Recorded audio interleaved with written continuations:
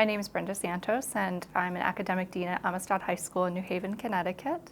And academic dean means that I oversee humanities instruction, curriculum, and assessment for our high school teachers. My teachers are already very invested in history. They feel motivated to teach by their passion for history.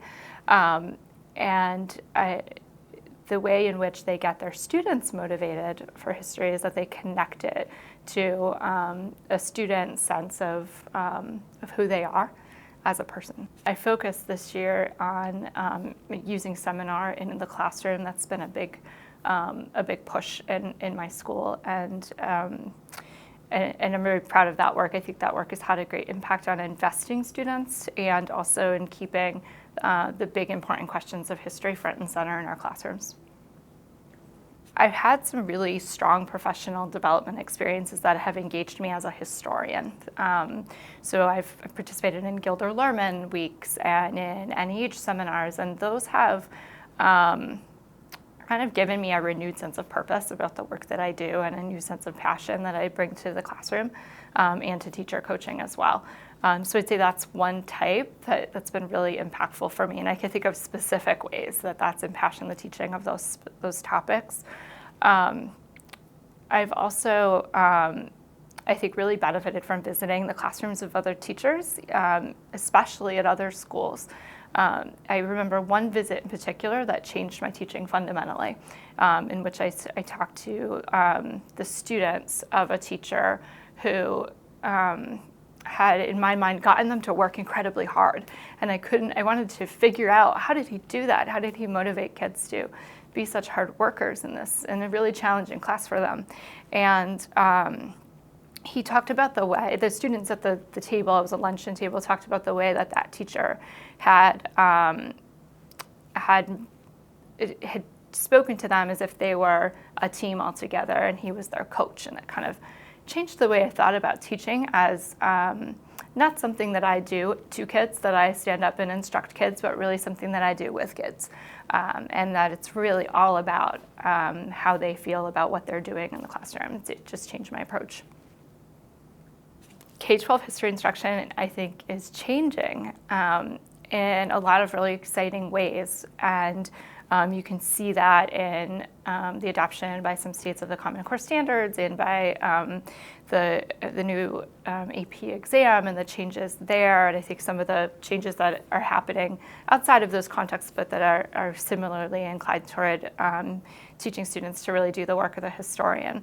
And while primary source documents are nothing new to K-12 history instruction, I think that some of the things that are new are students more deeply and authentically engaging in the discourse and kind of understanding history as discourse. And it takes that inquiry model that I think the best teachers are already using, and taking it to this kind of even more sophisticated level of understanding that history is a discussion and then injecting yourself into that discussion.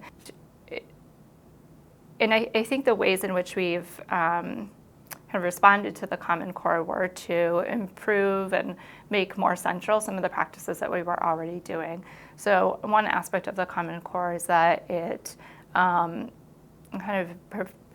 it asks for, or demands a higher role for informational reading. And points out that informational reading gap is hurting young college students, and that's very important to us. We're a school that really cares about college graduation, and so I think it's made very clear to us the responsibility that we have to teach informational reading, and I think that the way in which that's happened in our schools is that we're thinking about how to provide students with increasingly complex text and asking them to evaluate that text, to interrogate its bias, to conclude its significance within a historical debate. And that's so for both primary and secondary sources. So that's one of the ways.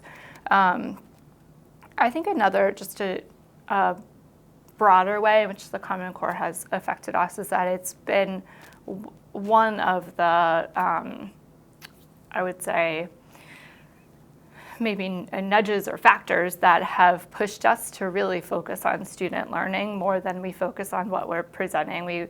Our school's been really proud of the curriculum we've produced and the lesson plans that our teachers work so hard on and that are really high quality. But the Common Core has pushed us to really be oriented toward what students are able to do and how engaged they are in historical practice themselves, not just in kind of being consumers. My teachers continue to struggle in 9 through 12 with reconciling breadth and depth in their classrooms. So it is a challenge to pace out a survey course, which most of the high school courses are, to pace out a survey course and decide what to teach and what not to teach, and what key themes to teach and which not to. I'd say that's one challenge. Another is that I think there's a big movement going on now to really think about big questions and putting big questions in front of kids. And I think that's really great and really important because it's more engaging and investing, and it's also the work, like the real work of the historian. And so that's both exciting to teachers, but also really daunting.